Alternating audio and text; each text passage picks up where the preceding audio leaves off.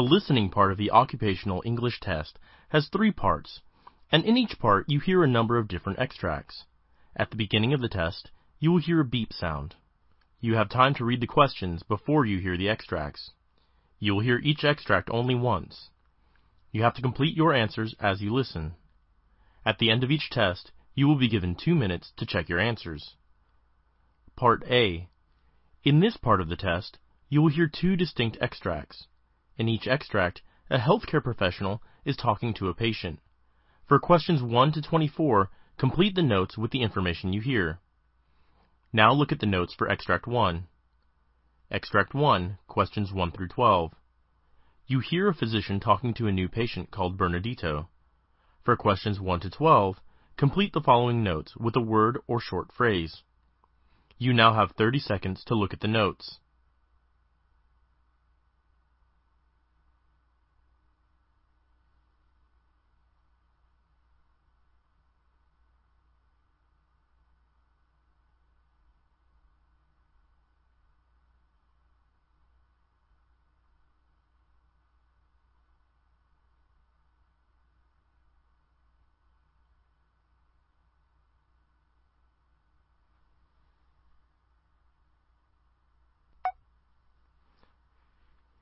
Good afternoon, doctor.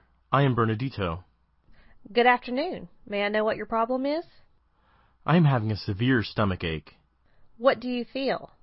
I have heartburn and severe pain, doctor. Since when have you been feeling this acidity and pain? For the past 2 months. My stomach hurts after every meal. The pain persists even during nights. Have you eaten any heavy food or something different in the last 2 months? No, actually. How severe is the pain? Let's say on a scale of 1 to 10, how would you scale the severity of the pain? Well, I can say between 4 to 5. Is the pain continuous? No, it hurts only fleetingly. Do you feel the pain after meals? Yeah, probably, because it hurts every time after I eat. Is there any kind of food that bothers you much? Yeah, greasy food. Oh, I see. Yes, at home we eat a lot of greasy food. Where in the abdomen does it hurt? Tell me the exact point. Does the pain shift to your chest, shoulder, back, or across your abdomen? It hurts in the middle. At times the pain moves across my abdomen.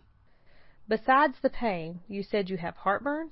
Yes, I feel a kind of sour taste whenever I burp. Do you feel like this more during the day or in the evenings? Both. I feel the acidity during the day and at night. Is it getting worse whenever you lie down? Yeah, I get an acid-like taste in my mouth.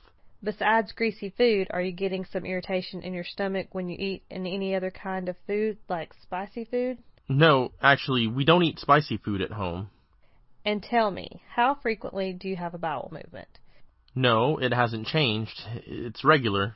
And tell me, how frequently do you have a bowel movement? And has there been any change in your bowel movements for the past 2 months?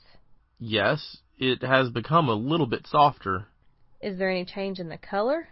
Yeah, it is greener. Greener and not darker? Any blood in your bowel movement, or is it darker? Not darker. And there wasn't any blood in my bowel movement. Okay, let's first diagnose your abdomen to check from where the pain comes. You said you are feeling pain at the middle part of your abdomen. Correct. Does the pain stay there only, or does it move somewhere else? It usually stays there. Do you feel acidity and heartburn during the pain? Yeah, you were right. Do you have vomiting or nausea? No, not now. What did you eat today? I ate meat and tomato sauce. Do tomatoes give you any trouble? Not exactly. I have been eating tomato sauce always. Do you get any trouble when you have orange juice? Yeah, at times. How do you feel then? I get a strange metallic taste. You do not feel acidity then? No. Now, tell me, what do you do whenever you get stomach aches? I take Alka-Seltzer at times. That gives me a relief from the pain to some extent. Yeah, that should help with the relief. Do you take any Maalox, Tums, or Mylanta? No. Have you ever taken any medication on a consistent basis, such as Advil, aspirin, or Motrin? I was taking Tylenol usually. Okay. As I told you earlier, I am going to examine your feces to investigate whether you have any kind of parasite. Tell me, Do you either come from the tropics, or have you ever been traveling to any of the tropical regions or overseas? Yeah. Parasites that are found in most of the parts of the world affect the stomach. Besides, I want to check for any occult blood. You have mentioned earlier you haven't seen any changes in your feces, and it's only greener and not darker. Sometimes, if you have a hemorrhage in your stomach, then the digested blood could produce a chemical reaction so that you can have occult blood in your feces. In such cases, we don't see the red color or dark color of the digested blood. Therefore, a diagnosis is essential. Moreover, I would like to diagnose your upper gastrointestinal system through x-rays and contrast. You will be given a thick substance to drink, and then the radiologist would observe how your liver digests the substance and observe your stomach movements. Because I think that your pain comes from your gallbladder and not from your stomach, I will have to do this kind of diagnosis. After a thorough investigation, let me decide whether I should take the x-ray test or an ultrasonic study of your gallbladder. Do not eat any greasy food for now, and also do not have your dinner just before going to bed, because it could produce more acidity. Eat normal food and nothing spicy. I shall get back to you as I receive your medical reports from our lab. Anything else? With so many medical tests, I'm afraid I have an ulcer. I, too, have that kind of doubt. That is why I have suggested all these tests.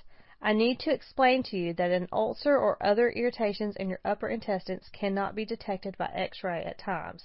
If the pain continues after having some antibiotics, you may have to go for an endoscopy. An endoscopy is a medical investigation in which a tube will be inserted through your mouth or nose, and then the specialist will observe your stomach, from the small intestines to the large one, and your gullet. Do you need any clarification? No, doctor, thank you. Good. Let us meet next week. Goodbye.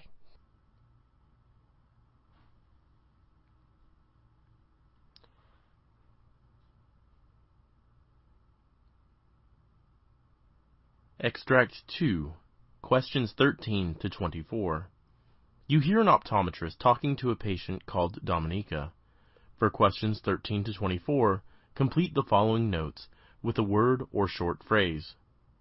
You now have 30 seconds to look at the notes.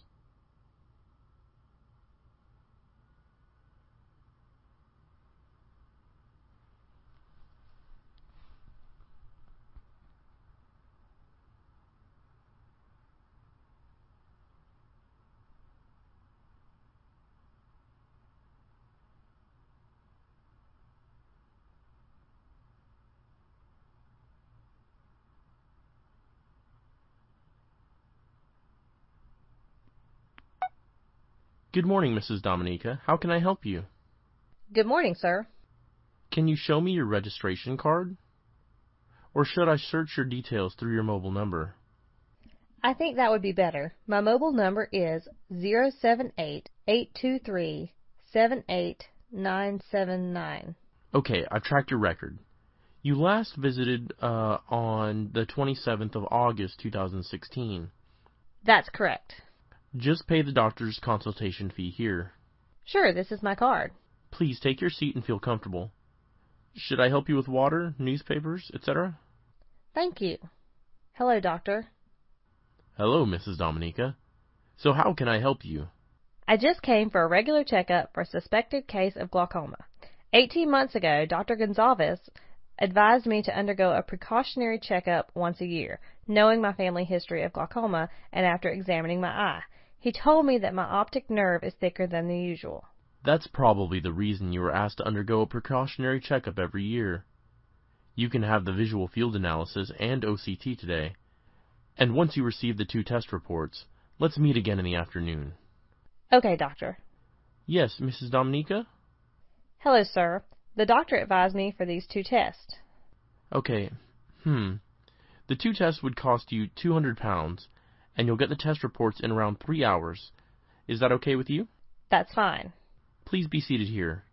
Someone will call you back for the first checkup in just a few minutes. Thank you, sir. Hello, Mrs. Dominica. I hope you had a good experience going through those 2 tests.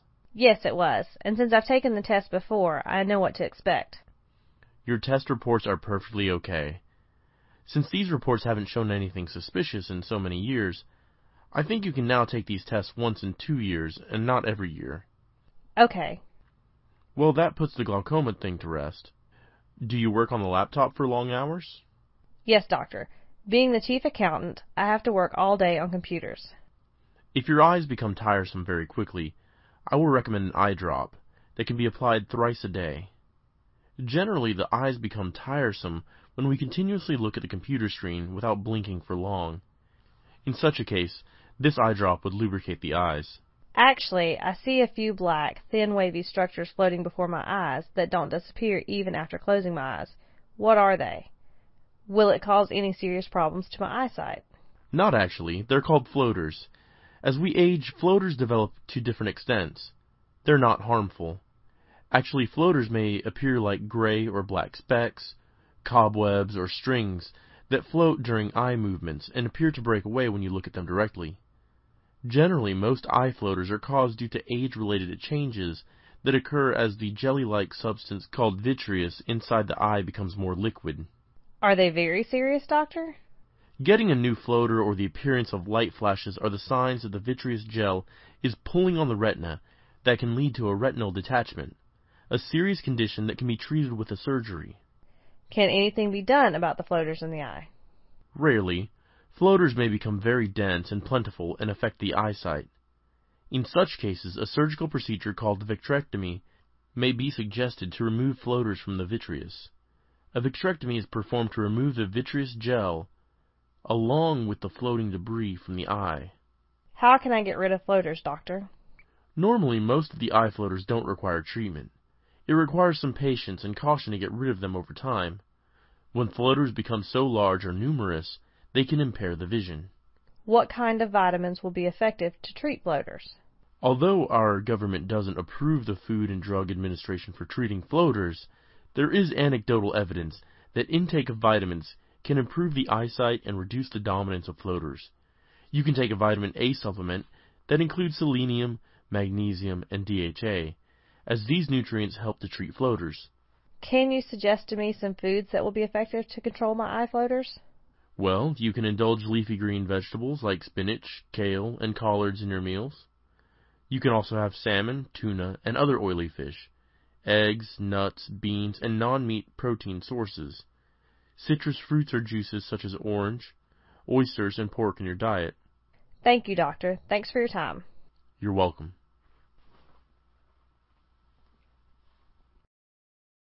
That is the end of Part A. Extract 1, questions 1 to 12. You hear a rheumatologist talking to a patient called Harry Davis, who suffers from gout and is attending for a medication review. For questions 1 to 12, complete the notes with a word or short phrase. You now have 30 seconds to look at the notes.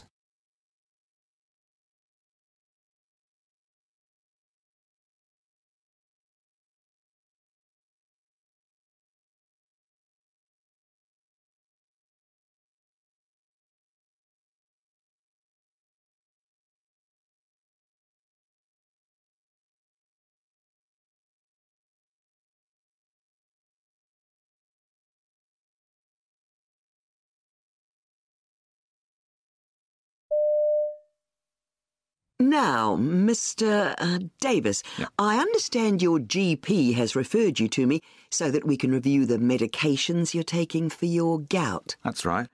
So, tell me a bit about this gout. When did it start? Well, my first serious attack was last year. My wife and I were on holiday and I woke up one morning with a really bad pain in my left knee. Well, I never thought of gout because I always assume that just happens somewhere like your big toe, and anyway, I'm only 40. I thought it was something only old people get. So anyway, it was all red and swollen, and I decided it must be an insect bite. But I couldn't think how that might have happened, without me feeling something at the time.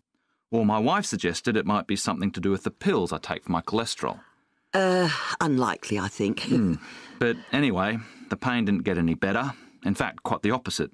I started to get frightened because I thought it might be a sign of something really serious. It was excruciating. So my wife thought I needed to get some help. So she phoned the local clinic and told them about my symptoms. They told her to bring me in. It was a good thing she was there. I was in too much pain to drive. I mean, I could only just manage to walk from the house to the car. Anyway, when we got there, the doctor took a look and said he wanted to take a blood sample. He said it might be an emergency because it looked as if it could be septicemia. So then we got really frightened. But about an hour later, they came back and said no, it wasn't, thankfully. But they thought I had gout. So actually, at that stage, we were quite relieved. Yeah, I can imagine. And the doctor asked if I'd ever felt anything like it before. Well, actually, then I remembered that in the winter, I play quite a bit of rugby and sometimes I'd get some soreness in the same place the day after, but I just thought I'd sprained it or something, and it would go away after a couple of days. But this pain's much worse, and it comes even when I've been resting. I've had it quite a few times since my first attack. Right. So, what have you been taking to deal with the pain? Well, at first the doctor at the clinic suggested I took some anti-inflammatories, but I can't say they made much difference. So when I got the next attack, I was at home and I went to my GP. She suggested I took, I can't remember the name, Col something? Colchicine? That's the one. So that dealt with the pain better, but it gave me awful diarrhoea. Yeah. I'd never take it again. And then I had a really bad attack. I think the doctor had got to the stage where, she was already giving me really powerful medicines to no effect. So she gave me liquid morphine to take. It made me feel quite sick, actually. And I was a little bit away with the fairies, walking around not quite knowing where I was. Right. Did you try any other sort of treatment apart from the medications? Yes. My GP said I could try using an ice pack, and that did make a bit of difference, but you can't have it on all the time. So anyway, after that, she said, let's try allopurinol, see how you get on with that. So I started taking that, but I didn't get on with it. It gave me a skin rash. So I rang her up, and she told me to stop taking it, that I'd better see a specialist. So here I am. Is there anything more you can do? Well, I'm sure we can find something, maybe a combination.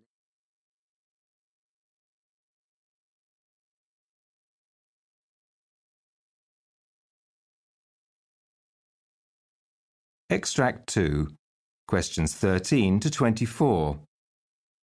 You hear a doctor in an emergency department talking to a patient called Gail Kennedy. For questions 13 to 24, complete the notes with a word or short phrase.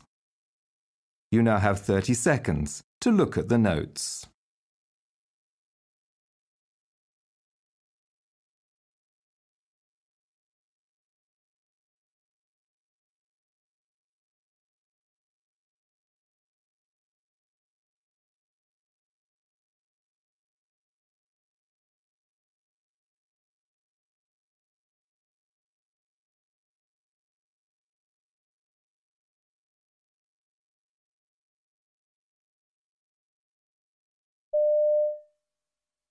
Mrs. Kennedy?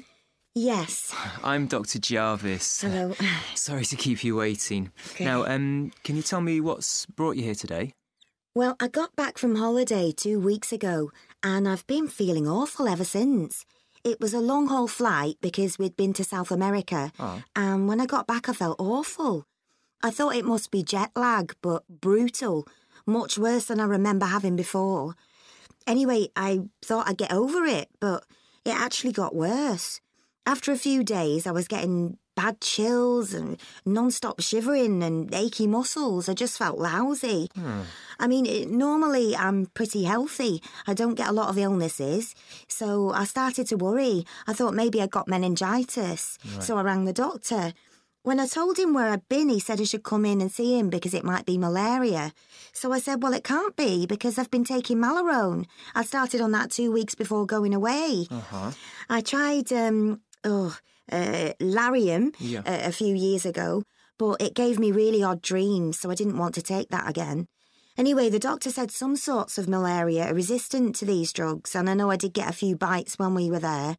He gave me some pills to take for 3 days, just in case it was malaria. Right. Can you tell me what they were? Art something. Artesunate. That's right. And something else. Hang on, I've got the box here. Mefloquine. Okay. So I went home and I took the pills, but I didn't feel any better. In fact, I got worse. I felt really weak and I was sweating buckets, just dripping with it.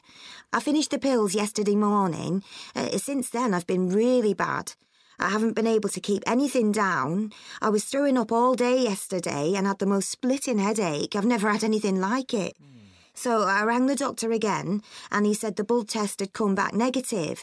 But if I wasn't feeling better today, I should come into the emergency department and get some more tests done. Right. Well, I'll just do a brief examination. OK. You want to pop over there? OK, so your skin's a good colour. I can't see any sign of jaundice. And your breathing's sounding pretty good. You haven't had any episodes of breathlessness, have you? No. But yesterday, my heart was really racing. Yes, there is some evidence of that now. And something else. All this week, I felt as if there was something scratchy in my eyes, like sand or something, and they feel really dry. I see. And have you had any abdominal discomforts? Well, there's no pain, but I don't have any appetite. I can't really keep anything down, like I said. Right. Now, apart from taking the anti-malarials, did you have any vaccinations before you went away? Yeah, I had all the injections. Typhoid and what else? Not yellow fever, because I'd already had that before. But I did have one for hepatitis A. Yeah. And they were fine. I don't usually have any problems with things like that. Then, while we were away, I did get cold sores all over my upper lip. I've had them before, and I'd got some over-the-counter stuff for them, so I just used that. Right. Apart from that, I was fine during the holiday. I'm normally very healthy. Uh-huh. I did have breast cancer a few years ago. That was in 2011. I had a lumpectomy, so I was taking tamoxifen for 5 years. But I don't have to take it now. OK. So it's possible that this might be a reaction to certain drugs, but we'll need to do some more tests first.